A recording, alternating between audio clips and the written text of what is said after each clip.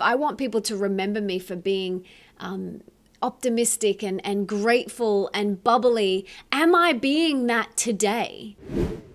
What is the difference between a will, like a quote unquote normal will, and a spiritual will? What is the difference?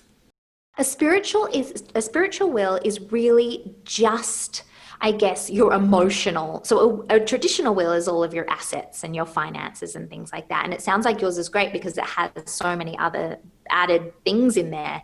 But a spiritual will is really just your soul's kind of your emotional side of what you want to be passed down. So with a traditional will, I want this asset to be passed down to this person, and I want this to be passed down to this person. But a spiritual will is like, okay, what are the really important parts of my spiritual life that I want to gift and pay forward and pass on to future generations?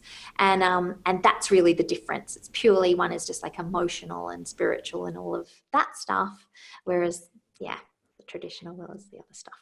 Yeah, I love that because, I talk a lot about this in my books, in my work, in my podcast, everything. When you look at something like this, when you look at death, when you are doing a spiritual will, you really are looking at the legacy that you want to leave. Like, how do you want to be remembered? And, that eulogy exercise that I get people to do.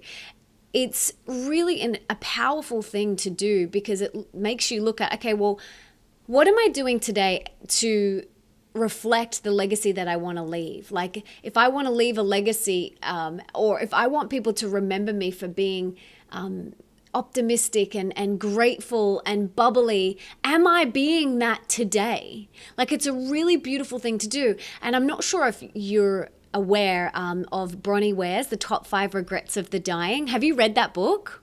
No, I haven't read it, but I've heard about it. Oh, it's incredible. I've had Bronnie on my podcast, and I'll link to that in the show notes. But she has these top 5 regrets of the dying, and she was a palliative care nurse. And that's how she, she was working as a palliative care nurse, and she was watching these people transition, and there was these common regrets that she just kept on hearing, and she came up with these top 5 common ones.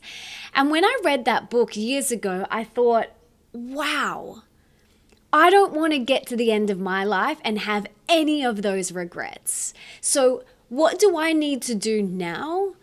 What do I need to shift now in order for that to be my reality? So this is why I love that looking at death can make you fully live now in the moment to your fullest as the best version of you. Yeah, no, I so agree with that, Mel. And the thing is, I kind of describe death as the last frontier of this spiritual movement. Like, we all do yoga, we do affirmations, we do all of the things to live a more empowered and meaningful life right now. And those things all play their part. And they're so great.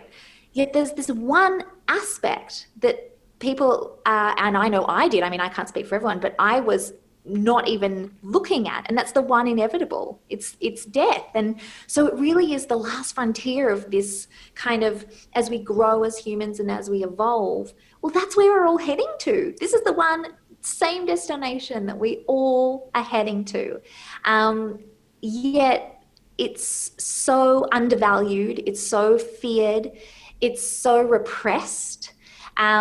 Especially in the West. In the East, they have amazing rituals and amazing kind of the way that they look at life and death is very different. Wow. It's just kind of, the norm and a real deep part of their culture. But I think here we miss out on that a little bit. And of course, there's amazing people doing amazing things in this space. And I just think having these important conversations is where to start and kind of breaking down the barriers of the death being this dark, morbid. I mean, even the little emoji for death is that scary little like skeleton thing, that's the vision that people have, and it promotes so much fear. But when you go, okay, I'm doing all of these things too, as you say, you know, I want to be remembered for all of the things that are important to me in this lifetime. And this is the direction that I'm heading. So, yeah, how can I take steps now in the everyday, knowing that I'm there? And then how can I actually make that transition from life and death really sacred, not just for me as I transition, but for my family? How can I make it easier for them? How can I make it more sacred? How can I add ritual and ceremony? And it's not scary. It's not scary looking at this stuff. It can be so beautiful and so enlightening. And so, yeah, I just think talking about it is the first place to start, so people can maybe some little seeds can get planted.